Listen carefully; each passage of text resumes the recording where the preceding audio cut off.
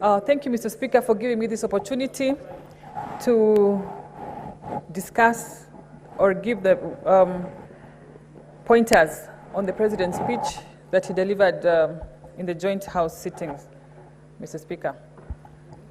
The President noted that the government has learned through the hard way to listen to its citizens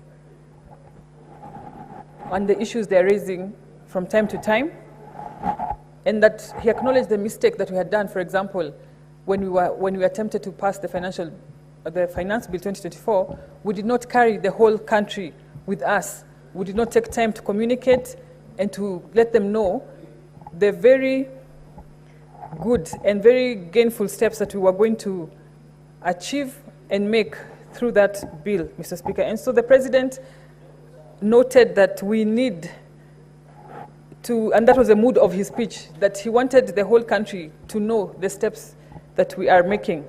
Mr. Speaker, the step that we are making in the health sector is revolutionary. And for the first time, I heard the President refer to it as Taifa Care. And I was seated next to Senator for Nakuru, Senator Tabitha Kerote, and I was telling her, if it was a selfish leader, they would have called this insurance Ruto Care, because the changes that are going to be effected by these laws that we passed in this very House are revolutionary, and they are going to be a game changer. They are actually a game changer when finally implemented. Mr. Speaker, we as politicians are called upon from time to time to help our people whenever they have a family member going through health issues, and it was very expensive to treat our people in the past. I remember when we were campaigning, when we were going to the people, giving them the promises of what we were going to do, the President time and again made reference to this social health insurance fund and how it was going to work, that it was pegged on what you're earning. Today, we are charged 2.75% of your gross income. Personally, I was charged in October. I paid 32,000, up from the 700 that I was paying before. I'm sure those who earn less, the bottom deduction is 300 shillings, down from 500 shillings, Mr. Speaker. And that means that when all Kenyans are covered comprehensively, we will have less harambes to attend to. We cannot complain about the 32,000 shillings that we are getting deducted, because that is just a drop in the ocean compared to what we give every day through M-Pesa, through physical harambes, and assisting other people sort their health issues. I don't know if Kenyans know that previously you could find somebody stabbed by the roadside and you could not dare take that person to hospital because you would have to cover their costs. Under the Social Health Insurance Fund, you can freely take that person to hospital for emergency care because they are covered. The chronic illnesses are also covered. We are now going to improve our facilities so that we do not have to travel out of the country to get this vital treatment and to do harambes, Mr. Speaker. And for me, if this government doesn't do anything else, if we fully implement the SHA and the SHIF, we will have done enough for our people. We will have done God's work. Because to me, as a leader, that is what we are called to do. Mr. Speaker, the President also took his time to reassure Kenyans that the housing project, apart from employing many youth, that it's going to have houses available to its citizens in an equitable manner.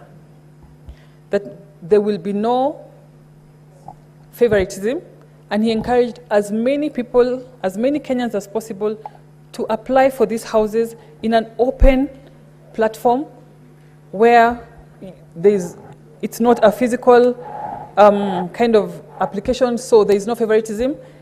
It is a fair platform, Mr. Speaker.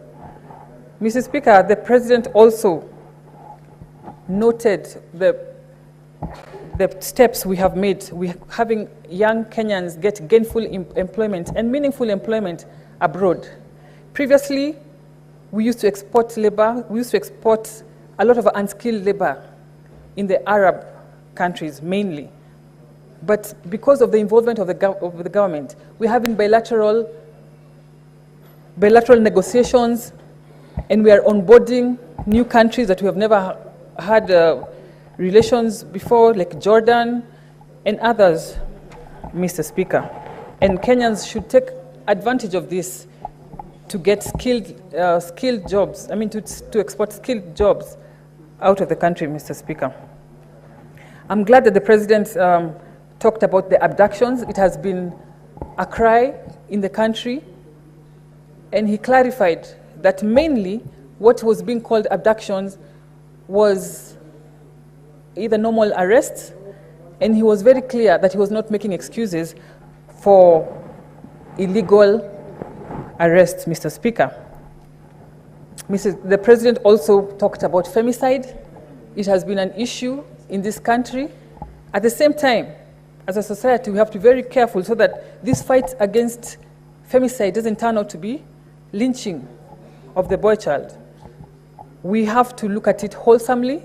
We have to protect our boy child, because I don't think we are raising murderers, but it's a complex issue that needs to be looked at wholesomely, Mr. Speaker.